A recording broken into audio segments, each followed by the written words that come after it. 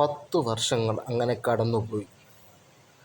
ആൽബസ് ഡംബിൾഡോറും professor Minerva മക്ഗോണഗലും ഹാഗ്രിഡുമെല്ലാം ആ കൊച്ചുകുട്ടിയെ ആ വാതിൽക്കൽ വിട്ടിട്ട് പോയിട്ട്. എന്നാൽ ആ വീട്ടിൽ 10 വർഷത്തിൽ ഒരു മാറ്റവുമില്ല. ആകെയുള്ള മാറ്റം ചുവരിലെ ഫോട്ടോകൾ വന്നത് മാത്രമാണ്. ആദ്യമൊക്കെ ഉള്ള ഫോട്ടോകളിൽ ഒരു കൊച്ചുകുട്ടിയെ കാണാം, ബോൾ പോലെ വീർത്തിട്ടുള്ള. എന്നാൽ കഴിഞ്ഞ 10 വർഷങ്ങളായി ഫോട്ടോ മാറി മാറി മാറി ആ കുട്ടി വലുതായി.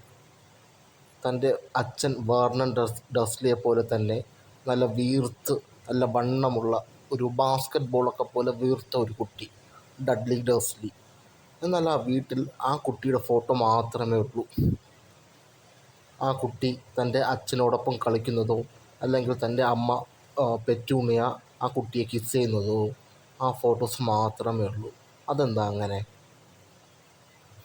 വേറെ ഒരു കുട്ടി അവിടെ ജീവിക്കുന്ന ഒരു ഒരു ഒന്നുമേ ഇല്ല. ഫോട്ടോസ് ഇല്ല, ആ വേറൊരു കുട്ടിയുടെ ഒരു സാധനങ്ങളുമില്ല, ഒന്നുമില്ല. ഹാരി എന്ന കുട്ടിയെക്കുറിച്ചുള്ള ഒന്നുമേ തന്നെ ആ വീട്ടിൽ ആരും നോക്കിയാൽ കാണത്തില്ല.